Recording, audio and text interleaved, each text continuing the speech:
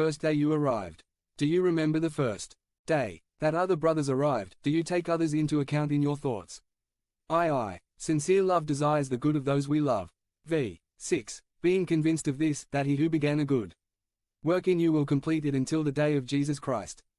Persuaded, completely sure, without a doubt. The good work, new birth, the change in you will perfect it, is a lifelong process.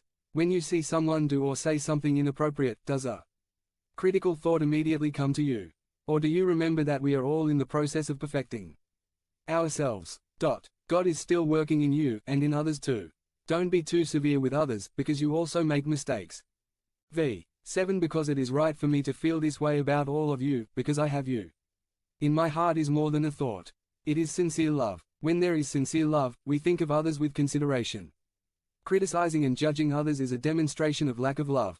v. 8. For God is my witness how I love all of you with the endearing love of Jesus Christ equals intimate from deep within. How do I love Jesus? He was able to love Judas.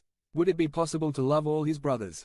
Some are not very nice, so to speak. v. 9. I ask this in prayer, that your love may abound more in science and knowledge to approve the best. Do not say yes to everything, you must approve only the best. Not everything people do is correct, and we must be able to make correct decisions. v. 10. So that they may be blameless, without needing to be corrected because they act correctly. v. 11. Full of the fruits of righteousness, good works, good things according to the word. 672. When we have wisdom to make decisions, it is demonstrated in our actions. Our actions are the result of our decisions. Conclusion. Paul is not seeking to profit from the brothers, their love for him and his concern for them is simply for their own good. When we sincerely love our brothers in the church, we should also care about their spiritual well-being and pray to God. For the glory and praise of God, the end of everything is that God be glorified. If we do good, God is glorified. If we do evil, the gospel is blasphemed by sinners. Sometimes things happen between the brothers that are not right, and many times the friends and family of those brothers come out speaking badly about the church and end up moving further away from the gospel.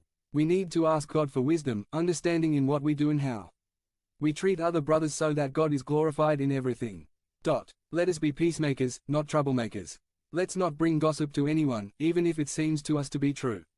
You don't have to say it. If someone tells you something negative, they look for a way to calm that negative feeling and put a positive thought. Remember that Satan is always looking for the opportunity to destroy. Don't help him. Rather avoid everything that could lead in the wrong direction. Jesus said, "By this you will know that you are my disciples, in that you love one another." When people who are not from the church see our behavior demonstrated in love, they recognize that there is something of God in us, but otherwise our bad testimony makes them understand that we are not truly Christians. Become a member of the channel and be an instrument of the Word of God. Don't miss this opportunity to impact lives. Click the link in the description now and help us spread the Word of God. Internal Battles. Failure by Wilbur Madera Rivers. Summary. There is only one hope for my failures. His grace. Intro. As a child, I once went to the Parque de las Americas with a friend's family. We were running and playing and we got to the swings. It was already dark when we started swinging. Suddenly someone thought we should have a competition. This would consist of swinging as hard and high as possible until reaching a certain height to 673. Let go of the swing and be thrown into the air to fall as far as possible. And the winner would be the one who managed to advance further than everyone. I want to tell you that since I was born weighing 5 kilos, I have never been a very thin person, so to speak, and this was more noticeable in my childhood.